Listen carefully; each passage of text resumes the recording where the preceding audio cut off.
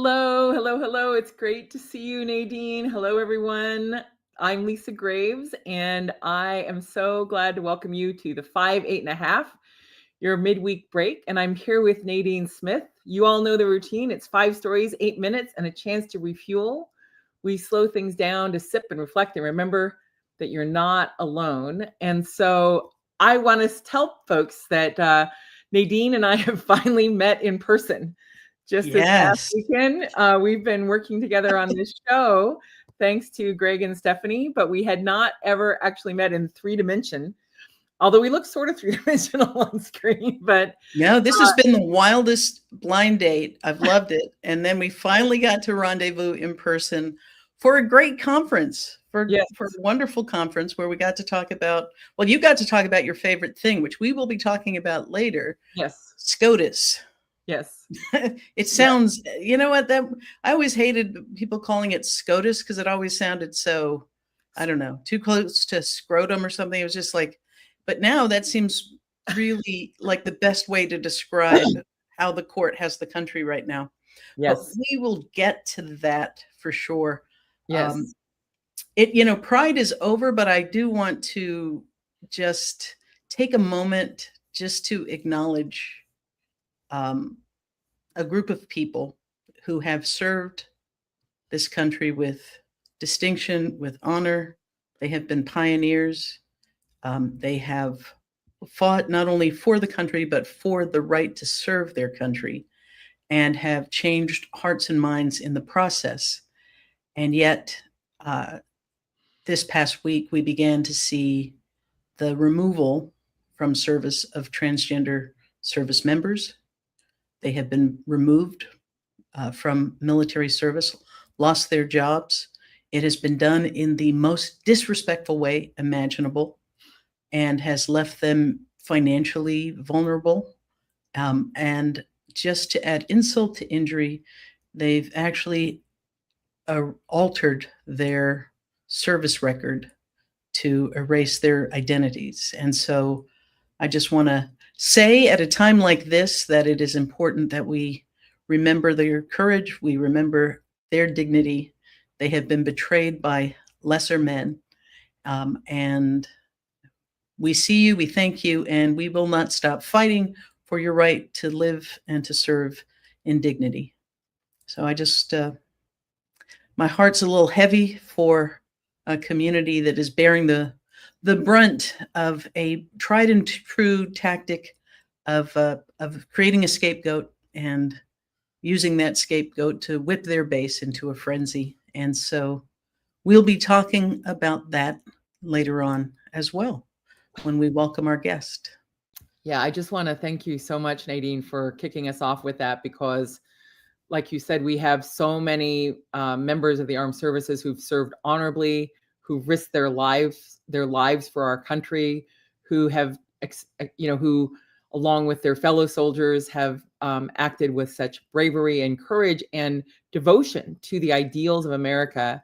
And to have them treated this way by people who are actually unworthy of the posts that they hold, people who should never have been confirmed to their positions or elected, in my view, to have these individuals of such low moral character acting in this fundamentally disrespectful way toward these people who've served so honorably, never been convicted of multiple fraud charges, never been impeached twice, never been, according to the great reporter Jane Mayer, forced out of a job because they were misspending the money of the Koch brothers and hitting on subordinates, among other things.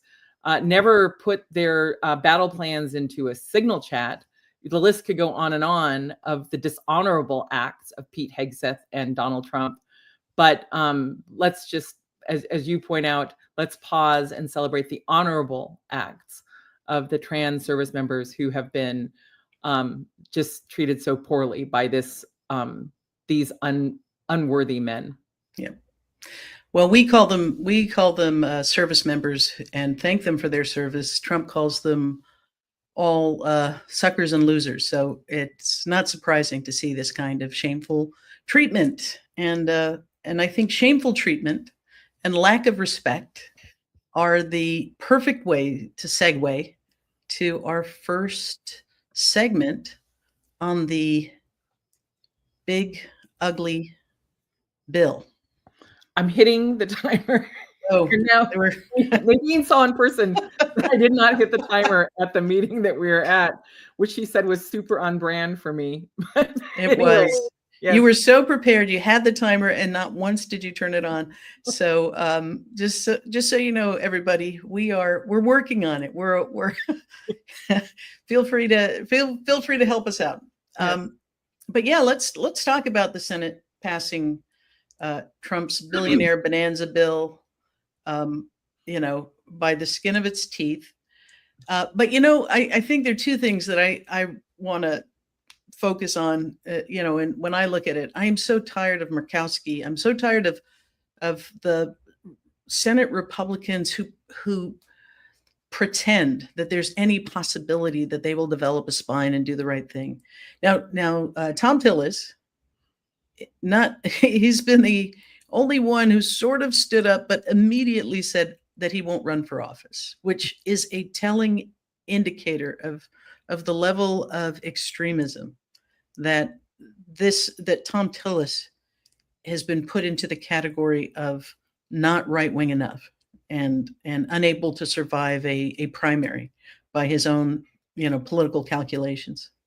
But this is a horrible bill.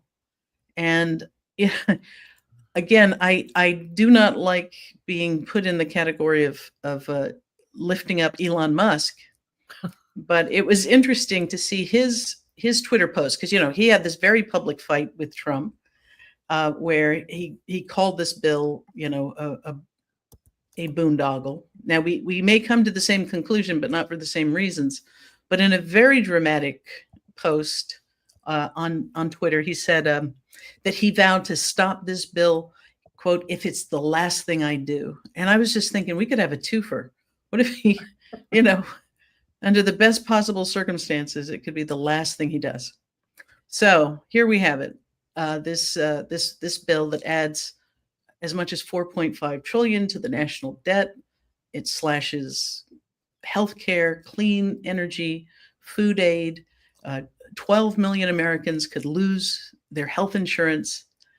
And one little fleck of gold in the pile of excrement that is this bill is that the Senate rules actually stop them from going further and stripping healthcare away from all trans people, adults and children, because it violated the Senate's own rules. So it's really clear that the polls continue to show that Americans, up to 64% of Americans, oppose this. And the hope that we have right now that remains is that this heads to the House. If they don't align, and there's lots of pressure building on red state Republicans in particular, because people are waking up to the fact that no matter who they called out as their scapegoat, the policies they're putting in place are coming back and biting them in the backside. So this thing, hopefully there are things that can happen in the House that force it back to the Senate. And in that game of ping pong and reconciliation, the possibility that it can still be killed exists. But here we are. Well, this bill is an abomination. It is perhaps the worst piece of legislation ever drafted in modern times, and one that passed only because of the craven Republicans, them being supine to Trump, people like Lisa Murkowski and Susan Collins. I personally have never believed in Susan Collins' independence, having seen her perform over these many years and how she, makes a couple nods around election time to doing the right thing. She's Lucy with the football, isn't she? Every single time. Every single time. But the fact is that this is a betrayal of the people of Maine. It's a betrayal of the people of Alaska. It's a betrayal of every state where these Republicans have voted for it. And it will do enormous damage to the American people if it is allowed to pass. It passed the Senate only with the help of J.D. Vance breaking the tie. And J.D. Vance, seemed proud to do so because he has no shame and he has no real, I think it is a real lack of empathy on his part and Trump's part to be backing a bill that without a doubt would harm millions of Americans. And, in city after city, there have been the protests by people with disabilities who rely on these Medicaid funds to make sure that they have the most basic support for the needs they have to live, to be able to have access to medical care, to assistance through Medicaid, and have the kind of cuts that are part of this bill. It is just extraordinarily inhumane. The effect on older Americans, on poor children, on people living in poverty or just at the edge. It really is just an outrage. And that cutting those programs themselves, that would be just a morally bankrupt thing to do. But it's cutting them in order to help pay for extending the tax cuts for the richest people in the world who live in America. That we're basically paying them. We're going into debt to make sure that Elon Musk has more money and Peter Thiel has more money. Jeff Yass has more money. Charles Koch has more money. They don't need any more money. They don't need any more of our money. They don't need to be robbing our families of access to healthcare, of access to needed services. But that's exactly what they've done in this bill. And so all hope is not lost. You can definitely call the Capitol switchboard. I hope that people over the next several days and weeks light up the phones for that switchboard. I'm putting the phone number in the chat. The fact is that these House members need to hear from everybody about the consequences of this. Just remember about 15 years ago when it looked like President Obama was going to be able to pass the Affordable Care Act, which did not go far enough in terms of Medicare for all, but which did provide and does provide some needed protections for Americans for pre-existing conditions, protections for kids who are young people who are leaving college and not yet on, an employer's health program, and protections for people who are at the sort of brink of poverty, just above the poverty line, to make sure they have access to health insurance that they can't get through their employers or their contractors, so they can't get that kind of health insurance. And those Republicans, with the help of billionaire Charles Koch, organized these ridiculous rallies, the so-called Tea Party rallies of August of 2009 and 2010, attacking legislators for supporting healthcare access, which they were vilifying as, socialism and communism and just the most outrageous thing. I hope that these members, when they go to their hometowns in August, when they're there this week for the July 4th recess, when they're back in August, are hearing from everybody everywhere. If they're ducking town halls and they're popping in at the grocery store, I hope they're hearing from people about how fundamentally immoral this terrible bill is, and that there will be consequences for them if they vote for it. Look, it worked. Boom. Look at us. Bam. All right. Now we're showing off. But speaking of morally bankrupt, I think this is a perfect time to start talking about what's going on with SCOTUS, what's going on with the Supreme Court. They have been on a tear. Yeah. So. Yeah, there is also moral bankruptcy there. And, to see this New York Times article from a week ago about how maybe Amy Coney Barrett was going to save us, which was, in my view, a laugh out loud article. The fact is that she's not going to save us. And it's quite clear from the most recent round of decisions that she's not. But just to be clear, she never was. Yeah. She joined in some of, several of the worst decisions of the last couple of years since she's been on the bench. But the Supreme Court's term has, quote, officially ended, meaning just the case numbers changed. They're going to still be up to no good this summer with the shadow docket and preparing for the fall. But they went out last week allowing, just basically enabling Trump again, changing the rules for Trump yet again.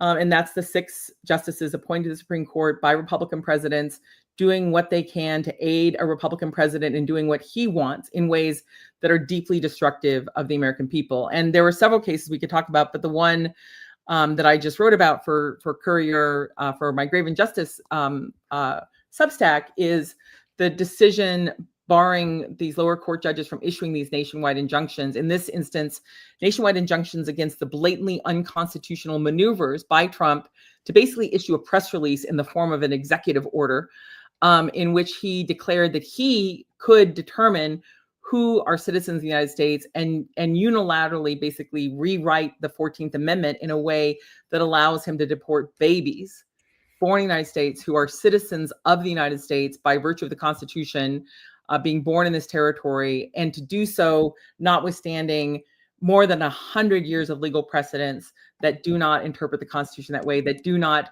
transgress the plain language of the Constitution, which says if you're born in the United States, you are a citizen.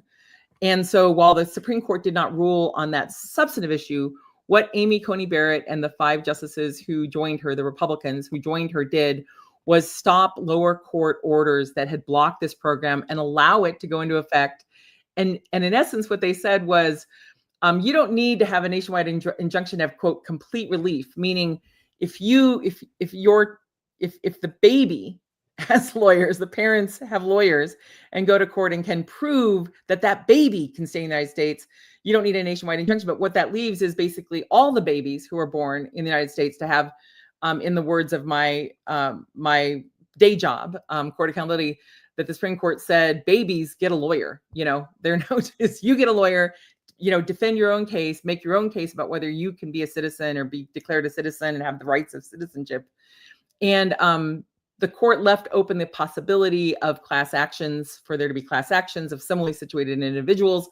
We'll see if that's just another feint, another sleight of hand by these Republican politicians in black robes.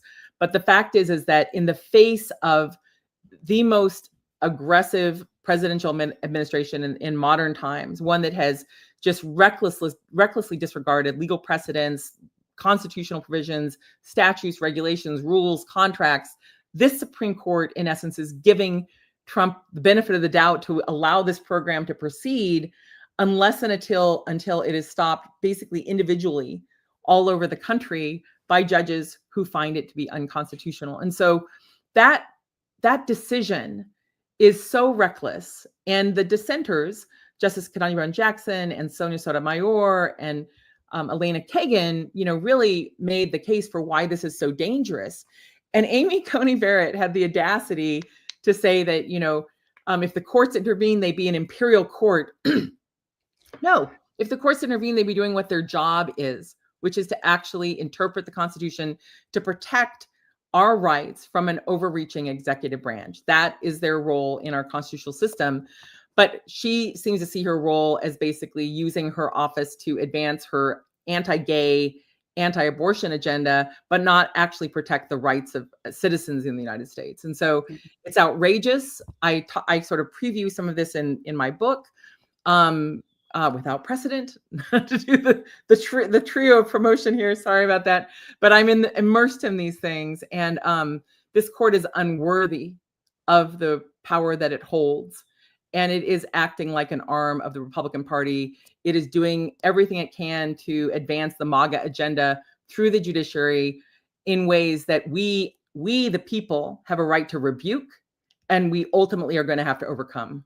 Yeah.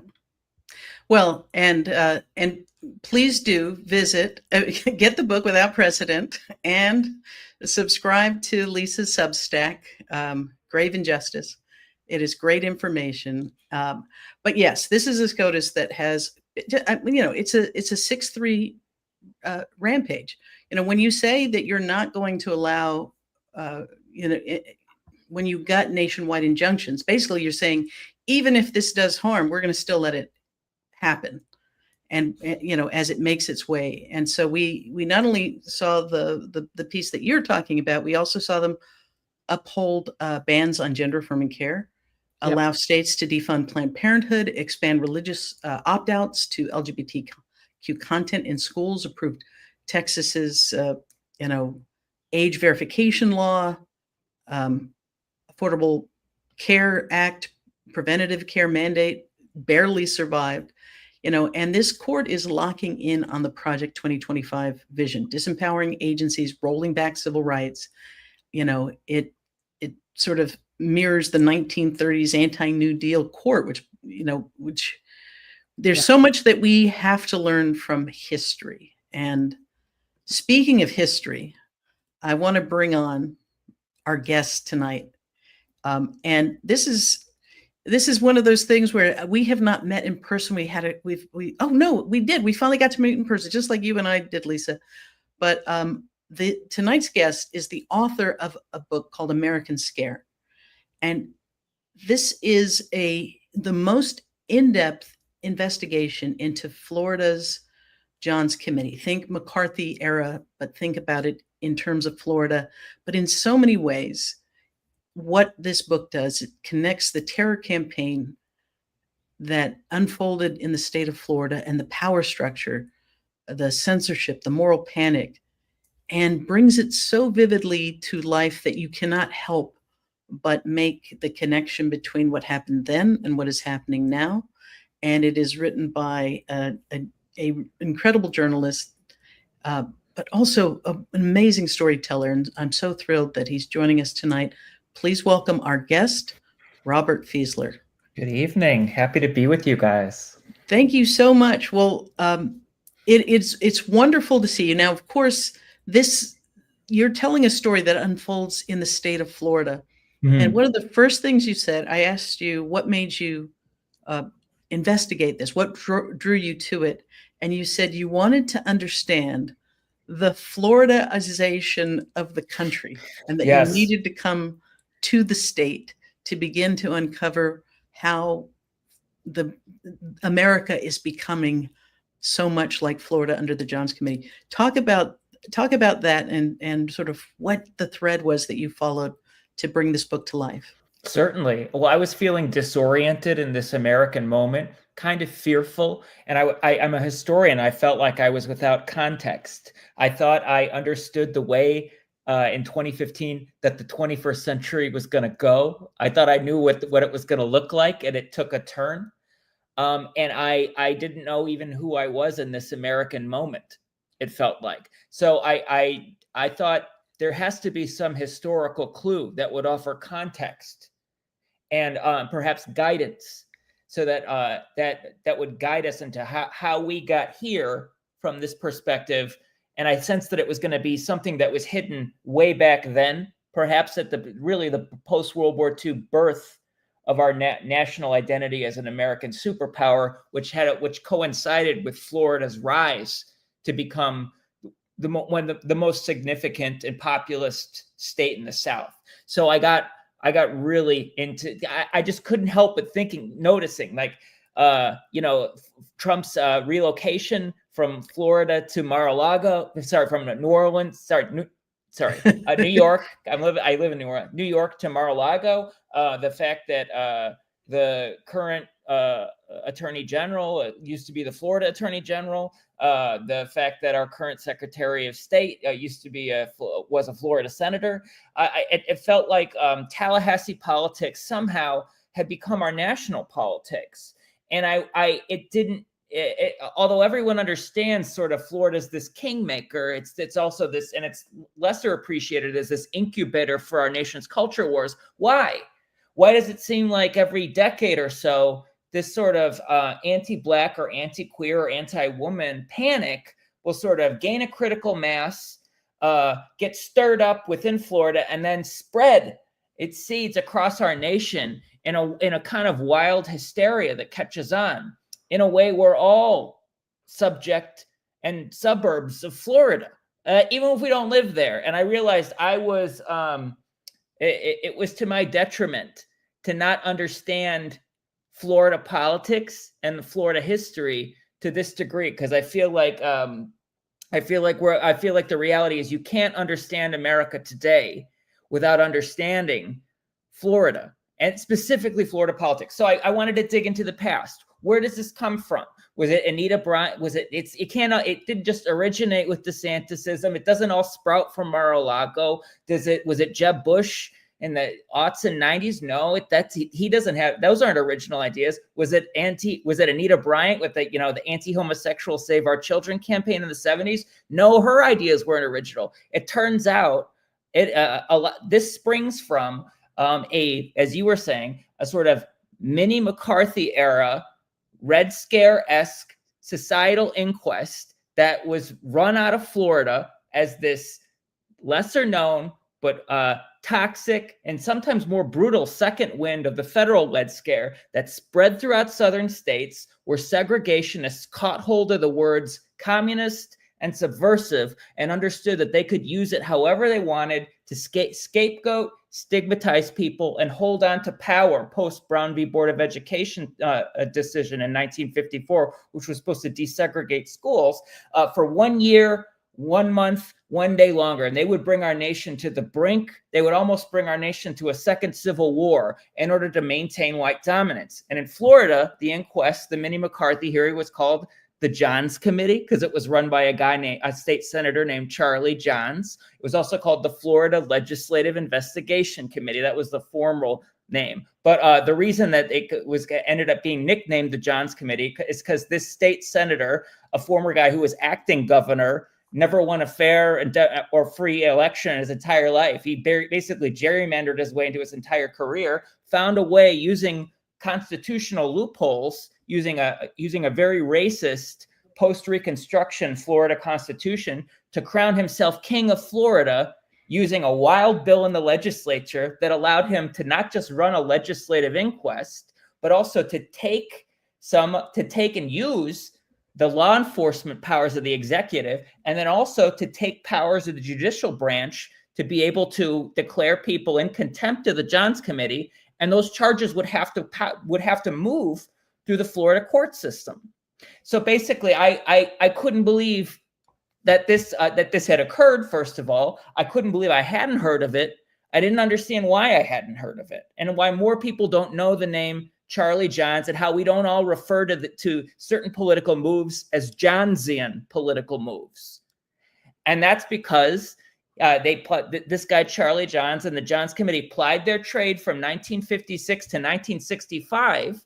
And then when they were finally brought down by basically the end of the 1885 corrupt, racist, segregationist constitution that allowed crazy gerrymandering that basically prevented any political redistricting through any sort of democratic process, what happened was they perfectly covered their retreat. They sealed the records and they kept them hidden for decades. And when a constitutional amendment in Florida was passed in the 1990s that allowed these records to come to light, finally, that was going to force them out into public review, the legislature then freaked out. They knew that if whatever was in these records got to the public light, that this would not just damage the former office holders, but that it might actually impact the people's faith in the offices themselves. And so they redacted heavily the names of victims, and basically mutilated the history.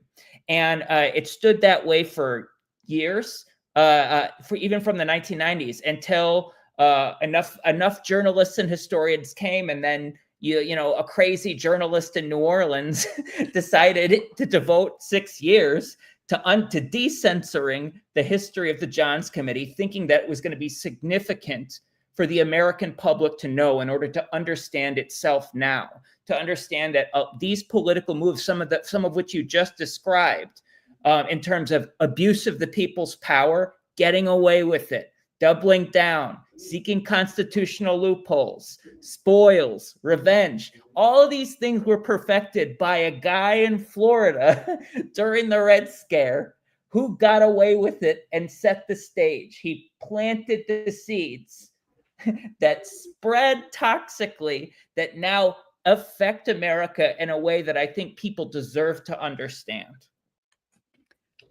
Whoops! I'm so glad. I'm so glad you're here to tell this story. And I want to encourage people. We've dropped it in the comments, but this book is absolutely fascinating. And you used a word when we were talking about the plunder economy of Florida. Charley Johns really did make himself a king, but it was to enrich himself and to stop Northerners who might bring their integrationist ideas, their more progressive ideas to the South. They held on to power in the panhandle of Florida, in the northern part of Florida, even as the population centers grew in the South, and just with an iron fist. And Can you talk about how they went after civil rights advocates, Black academics, and how they ended up turning this incredible machinery towards destroying the lives of basically closeted gay educators? Yeah, which was the unlikeliest turn, but it was totally opportunistic on their part. So they started off, they were founded in 1956 because there was a thing called the Tallahassee bus boycott happening near the steps of the Capitol. These were Black activists in a Black heavy community that had decided to boycott public transportation until they were allowed equal access to seating, which should have already transpired according to court precedents. This is Tallahassee's, Florida's equivalent of the Montgomery bus boycott, and it was happening very successfully, and that made segregationists within the white economic apartheid system, such as Charley Johns, panic. And so they decided they're going to found this committee and they're going to go after the Tallahassee bus boycotters. And in order for the Tallahassee bus boycott to work, basically the community had come together in this unprecedented and amazing effort to create a volunteer carpool system so nobody would miss work, nobody who was of color would miss doctor's appointments. They would just boycott and bankrupt public transit until they gained equal access. Well, then the Johns Committee sensed in that an opportunity. Immediately, they started arresting the volunteer carpoolers as unlicensed illegal taxis operating without a license. Got them in court, fined them to all get out, way more than a working class person could afford, threatened them with jail time, etc. Then that they felt like, and that put not a halt to the Tallahassee bus boycott, but that stymied it for a good few months. Then they turned their eyes to Miami, where there was a lawsuit brought by the president of the NAACP branch of Miami, a man named Father Theodore Gibson, who's a minister in Coconut Grove. He was suing for equal access to education, to integrate the Miami schools on behalf of his son, who was brilliant and who he felt deserved an equal education and access to the best school in Miami. 2 years after the first Brown decision, 1 year after the second one that validated the first Brown decision. And Charley Johns hated this whole notion. He felt very threatened by Theodore Gibson. He felt the Johns Committee, his acolytes, felt threatened by Gibson, and they basically wanted to ensure that this man was going to be harassed, badgered, bullied, and made afraid, and hopefully he would drop his lawsuit. So they basically flew down to Miami. They called him into hearings in the Dade County courthouse. They ran their committee in a courtroom as if it was a court. They had their own lawyer pretend to be a prosecutor, and they called Gibson to the stand and they badgered him. They tried to embarrass him, and basically they tried to get him to give up. They tried to subpoena the records to every member of the Florida NAACP so they could do the same thing to anyone who had dared be a member of this organization that was going to try to integrate schools, public accommodations, all sorts of things, transportation, etc. And Gibson refused. And because he refused, the Johns Committee found him in contempt, and then they were going to threaten him with jail time and massive fines. And it was Charley Johns's dream to get the architect of school integration in Miami in prison stripes, in chains, on a Florida roadside chain gang, and to get a photograph of that for the PR benefit of saying, this is what happens to your leaders. Essentially, he thought that was going to be, and I hate to use this term, cutting the head off the snake. He thought that this is the way that white segregationists thought, that this is how they would eliminate. They would punish a father trying to get his son into an integrated school that legally he was supposed to be into, and this is how they do it. But the NAACP had access to something that was incredible. They had access to some of the greatest appellate lawyers, not just of the 20th century, but maybe ever. So the NAACP Legal Defense Fund, based out of New York City, had Thurgood Marshall, who argued the Brown decision and who was who also was a future U.S. Supreme Court justice. And they also had access to Robert L. Carter, who co-argued the Brown decision with Thurgood Marshall. So Thurgood Marshall had anticipated that Charley Johns was going to ask for the Florida NAACP membership rolls. So he had asked Gibson to gather together and then send to him in New York all of the records such as that. And Gibson had done so dutifully. And this was part of Marshall's plan. So once Gibson was then targeted, they sent down Robert L. Carter, who could just make mincemeat of these foghorn leghorn Florida lawyers that were basically living by, what segregation does for white competence is not a good thing. And so basically, the NAACP successfully gummed up and hamstrung efforts to go after the bus boycotters and the school integrators. And so the Johns Committee freaked out. They had this financial appropriation. They had to wave heads on spikes. They'd said that there's dangers in the state, that we're necessary. There's subversives that are trying to bring down the order that you know and love.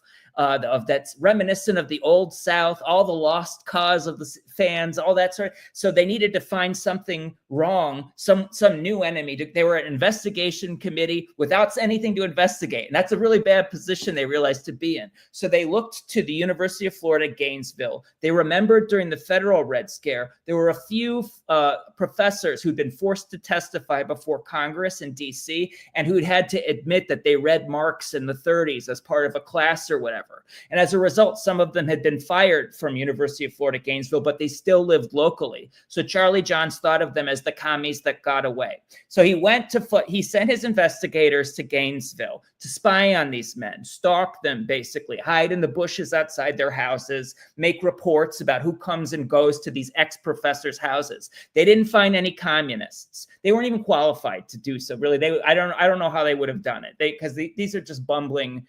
They're determined and they're vigilant, but they're bumbling, and they lacked the competency to unearth a single Soviet spy, honestly. And so what they did was they noticed that going to these professors' houses were certain artistic men, professors who would then go to a local theater troupe where only men were there, who tended to hug each other a lot. And then these men, after being part of this their theater troupe, improv games, plays, would go to local bars, guy bars or bachelor bars where there weren't any women. And they'd laugh and chum it up. And then some of these men would end up in cruising zones, the most popular of which was the basement bathroom of the Alachua County Courthouse, the local courthouse, where if you were a gentleman who was seeking a certain release, and this courthouse cruising zone had existed since post-World War II when there were a bunch of soldiers in town. So you would walk down this half set of staircases, steps, into this bathroom that was accessible only basically from the outside sidewalk of this courthouse. And you would enter into this terrain and you would be surrounded by the hottest, if you were closeted gay, the hottest homemade graffiti featuring every gay male pose out of the Kama Sutra you'd ever seen. And this is like in the 50s, right? Where men didn't see things like this. And basically this was a zone where men with desperate longings, some of which hadn't really even come to terms with the fact that this made them something. They just knew that they had this urge that they would seek out in and amongst each other oftentimes. And they found desperate release. And so the Johns Committee found this bathroom, toured it, found it morally offensive. They couldn't believe that someone had etched into one of the urinals the hottest thing I've ever read in a Red Scare transcript.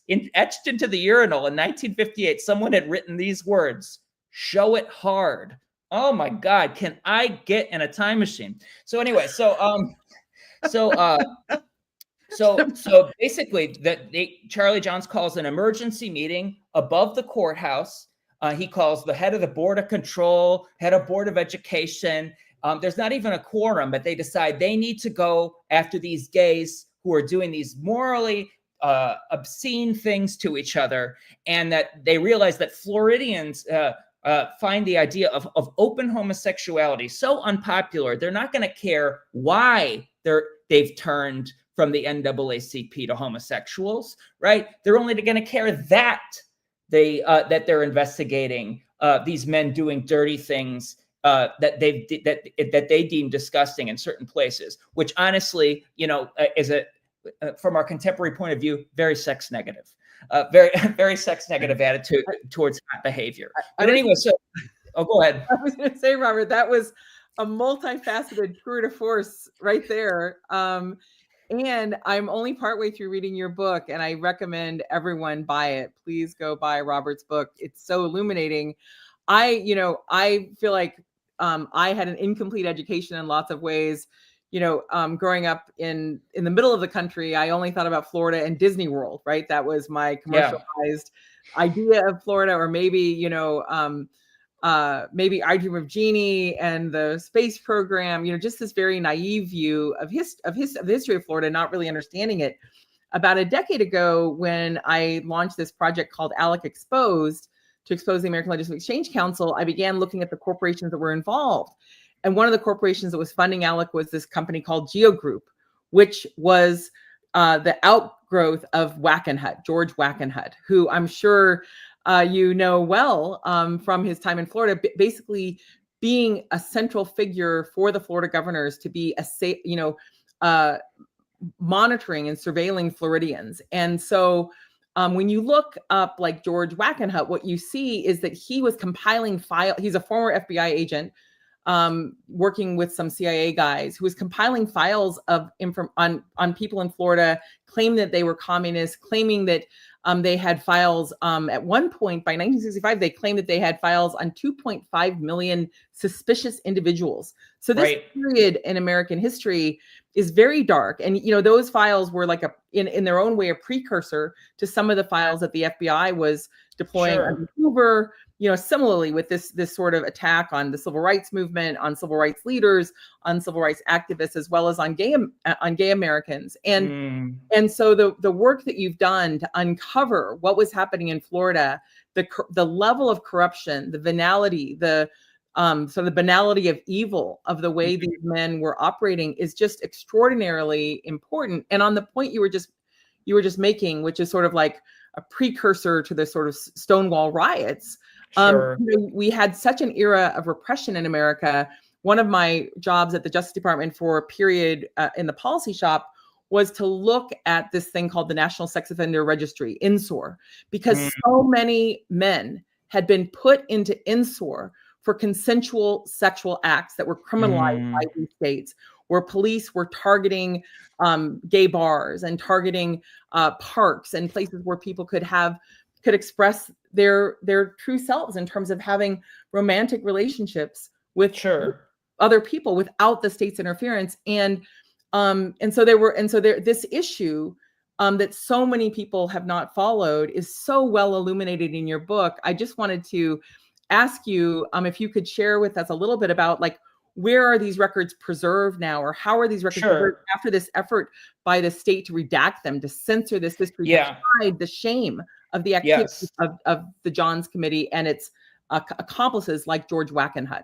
Yeah, and it's the chilling effect that it created and the wild informant networks that it created among individuals. I could only tell you the number of decensored glowing letters from ordinary Floridians to Charley Johns throughout the 9 years of what he was perpetrating. It's astounding, actually. And that lasted for years and years. The notion that many people felt they were being watched by authorities. So the official records are in this awful Soviet brutalist building in Tallahassee, Florida, that I, as a gay guy, had to go to access to get the initial Johns Committee files.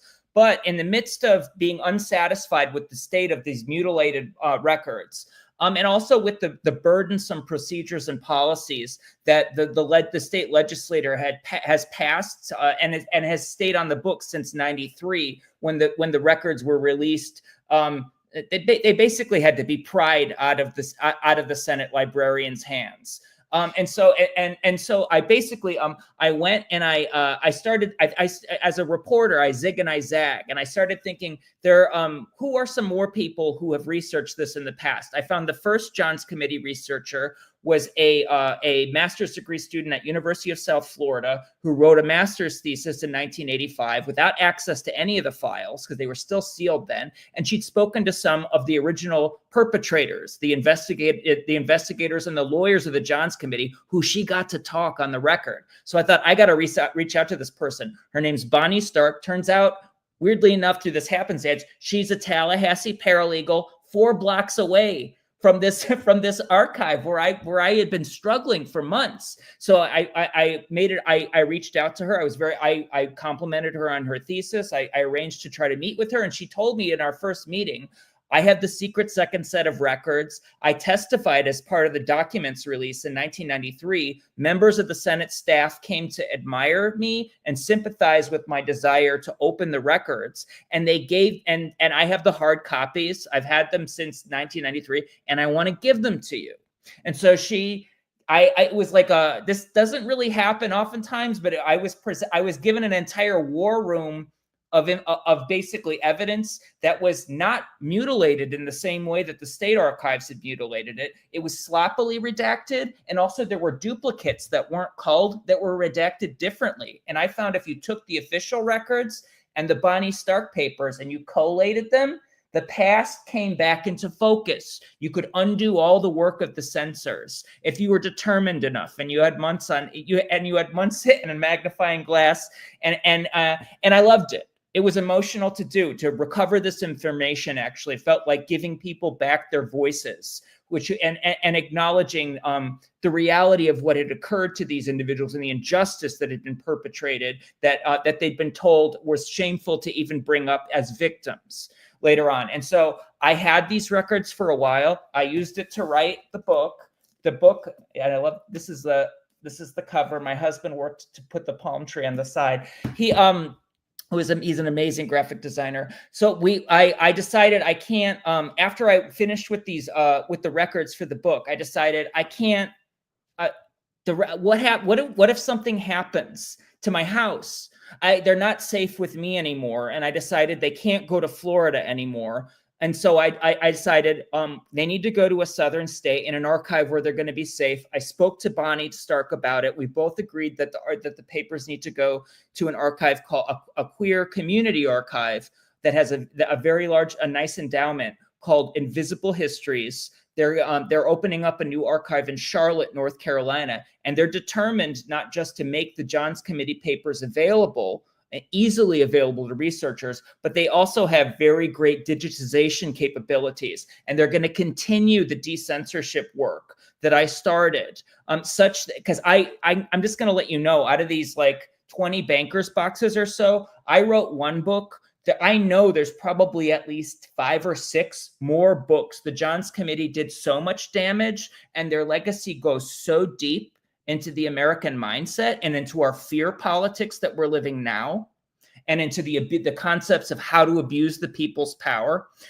which we're experiencing now, that I feel like these need to be, that the journey of these future researchers shouldn't be as burdensome and as hopeless as mine. I got lucky. I had this Indiana Jones experience where I walked in and the sort of information Ark of the Covenant was present. But how many people before me had tried this and actually not experienced this? So I am so thrilled that because I think it matters that this history comes out.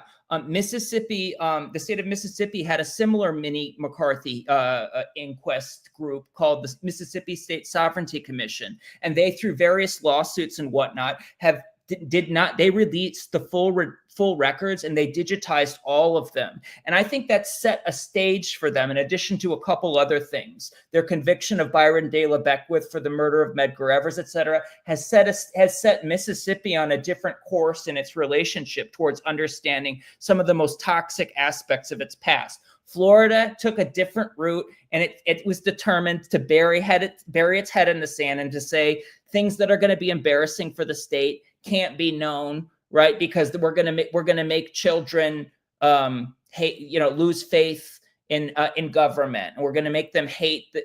They're gonna make them hate this country, hate office holders of the state, etc. Whereas when you review these Johns Committee records, actually you begin to feel patriotic when you see the incredible actions of the people who resisted. Just what Father Theodore Gibson did to bring down the Johns Committee in his lawsuits with the NAACP. And the lawsuit was Gibson versus Florida Legislative Investigation Committee, went all the way to the U.S. Supreme Court on matters of freedom of association.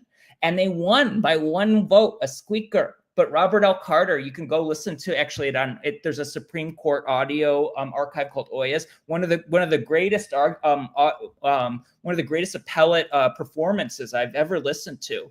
And there are other examples too of the reason that the Johns Committee closed in '65 is, although it perfectly covered its retreat, it was brought down by Floridians. There were people, Black integrationist leaders, and also on the gay front, gay Black men.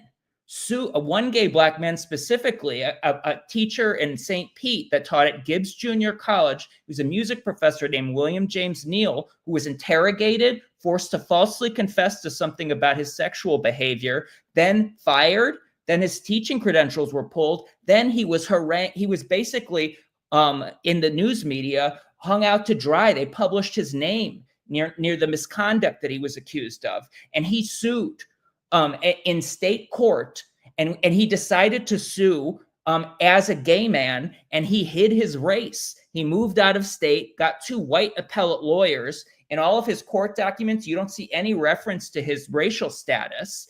And he sued he beat the segregationists at their own game. He sued in state court and won in Tallahassee in a very conservative state Supreme Court on issues of overzealousness of the Johns Committee and the way that they fired him. And then after he won, that lawsuit actually helped shut down the Johns Committee's anti-queer, anti-gay persecutions. And William James Neal actually never allowed a photograph of himself to appear in public because basically he was a smart enough guy. He knew his safety would be imperiled, first of all, but he also knew that symbolically the winning of the case actually stood powerfully on its own as a sort of as a gesture that really was a knife in the heart of the Johns Committee and Johnsianism. So real quick, William James Neal got a job. His teaching credentials were restored. He got a job in Maryland public schools. I've tracked him for the rest of his life. He retired peacefully. And when he died, he did not receive a notable public obituary. But the only thing I could find on his gravestone epitaph, it reads "beloved friend," and that's the way I think people should think of this man who helped bring down a terrible, terrible aspect of one of the most sordid inquests that existed in not just Florida state history, but in American history. And it was a gay Black man who did it in segregated Florida. I love it. That may have to also be our glass half full, that in the midst of all of that, it was possible to take down this hateful committee that literally destroyed lives. Bobby, thank you so much for joining us. I can't imagine anybody who is listening to this show who isn't already ordering your book. And Equality Florida, my day job, we will continue to push the state of Florida to acknowledge and apologize for the damage they have done, what they have inflicted. Thanks so much for joining us. If you want to stick around for the next segment, you are absolutely welcome to. We extended your segment because I think it is so relevant and so important.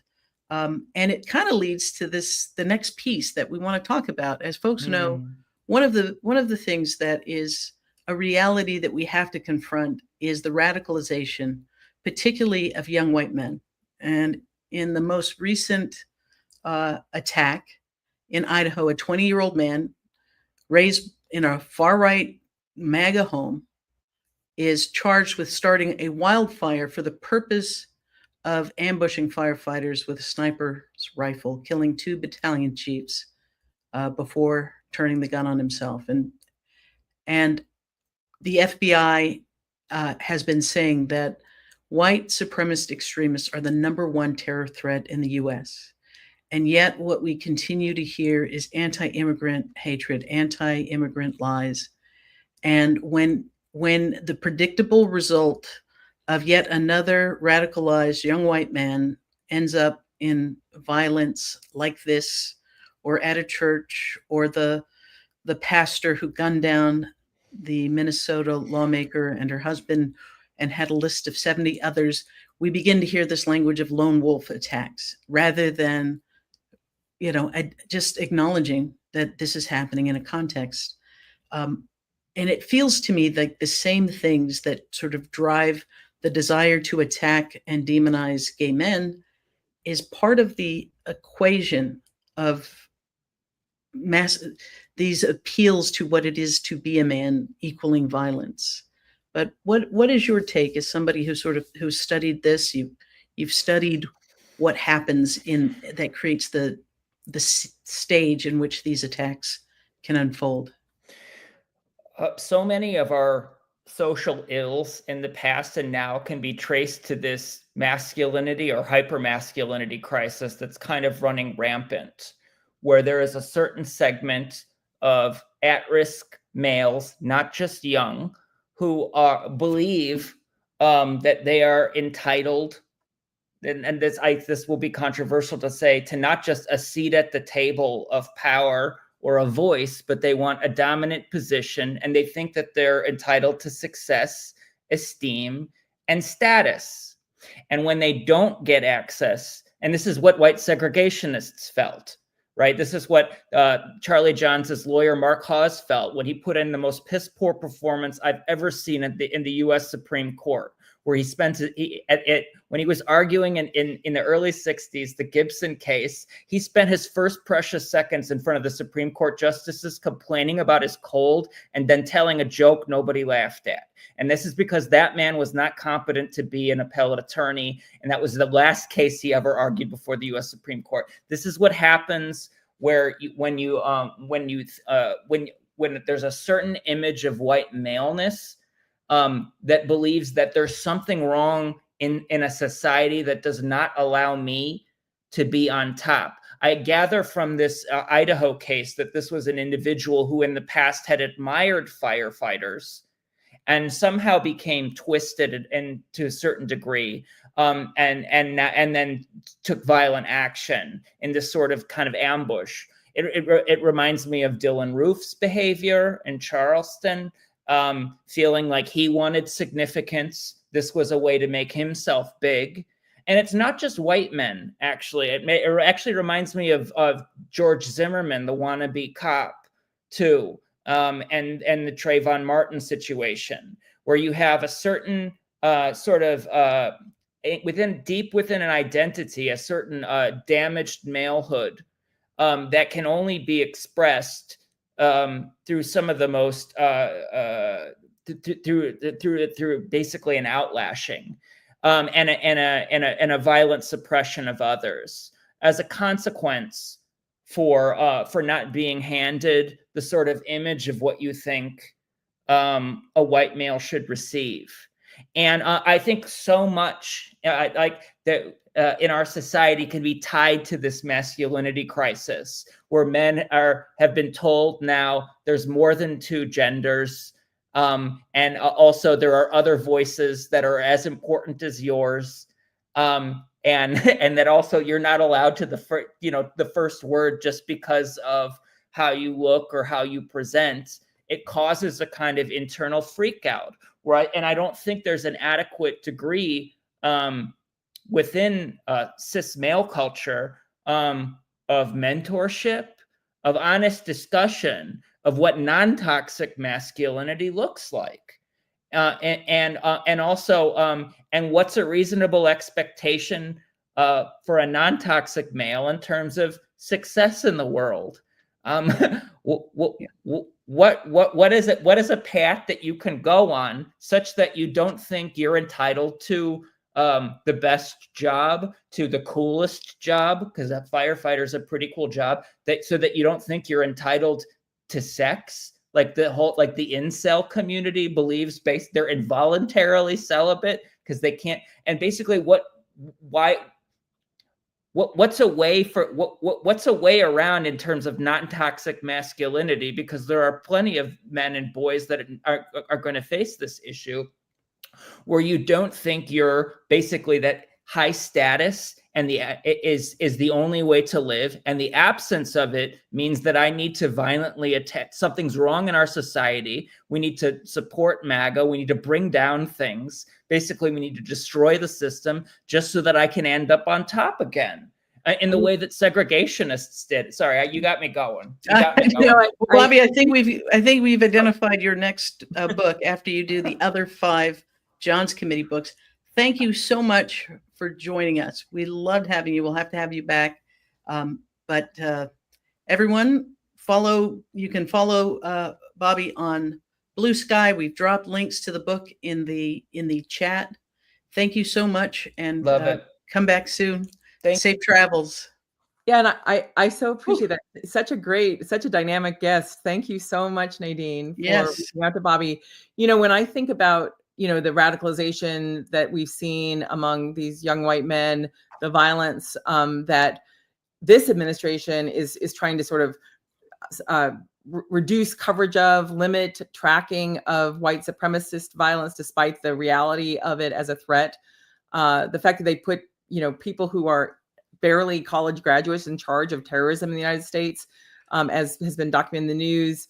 And then, also just to see the outrageous attacks on Governor Walz, who is a genuinely good man. I think a real example of someone who has lived his life with honor, with dignity, who stood up in his coaching to protect gay and lesbian students, to really treat people with dignity. And then the right wing, the Trumpsters, the way they've sought to vilify Governor Walz and his family, his son, the showing of emotion, of genuine love for one another as something that is somehow weak. I mean, that I think the sickness of this toxic masculinity, I think, cannot be overstated. It is it's permeating with the algorithms, with the that's our alarm. That's our alarm. Yeah, permeating with the algorithms. There's a great movie out of England called Adolescence. I recommend it to everyone. And as somebody who's got a teenage boy, I pay so much attention to this. And there are wonderful examples of masculinity that is not toxic, that is strong and supportive and nurturing and inclusive, and is not, fragile and dangerous. And yet they have weaponized in so many ways every ounce of insecurity. And so what we saw with this sniper was sort of that is the pinnacle, but before it comes to violence comes the policy, comes the hate crime, comes the hateful words in the workplace. And it primes people to, instead of saying, yeah, diversity, equity, inclusion, belonging, these are good things, they become, in their mind, a thing that says X won't mark the spot for you at all times. You will have to compete on equal footing. And in that competition, you may not measure up. And that is an ego death that is beyond the pale for this slice of the population. And so we will have to confront it. And Lisa, this has been great. I'm so glad that Robert was able to join us. I do want us to leave with our glass half full. We're and end on a note that at least makes me smile. So, as you know, we like to include, because things are awfully dark, a moment where we reflect, where we, not to ignore the things that are broken, but to remind ourselves of what is still bold and still possible. And for this moment, I encourage folks to grab whatever beverage you are drinking and turn your attention to Venice, where, speaking of oligarchs, Jeff Bezos has purchased Venice for his mega wedding in typical billionaire excess. But the people of Venice have ordinary people have flooded the canals. They are protesting, and they've waved flares, they've floated inflatable crocodiles, they have come up with paper mache versions of Jeff Bezos and his fiancée, I guess now wife, and they have been chanting, "Kisses yes, Bezos no." And the protest worked. He was forced to change venues. And it really wasn't about ruining a wedding. It was about reclaiming public space. It was about rejecting the idea that everything is for sale. that has taken hold and taken root, not only in the legislation we're seeing move through the Senate, but this idea that these oligarchs have, that every single thing can be purchased, and the public said no. So, to the people of Venice, we raise our glass and we sip in your honor. Kisses, yes. Bezos, no. I love it. So thanks for joining us. I'm Nadine Smith, along with Lisa Graves. Thanks for making space for the 5, 8.5, your midweek breather. Be sure to tune in on Friday at 8 p.m. This week, you will see an encore of the 5-8 with Greg Oliar and Stephanie Koff. Take care of yourself. Take care of each other. And Lisa and I will see you next Wednesday at 8 o'clock Eastern. Good night. Happy 4th of July, everyone. Thank you.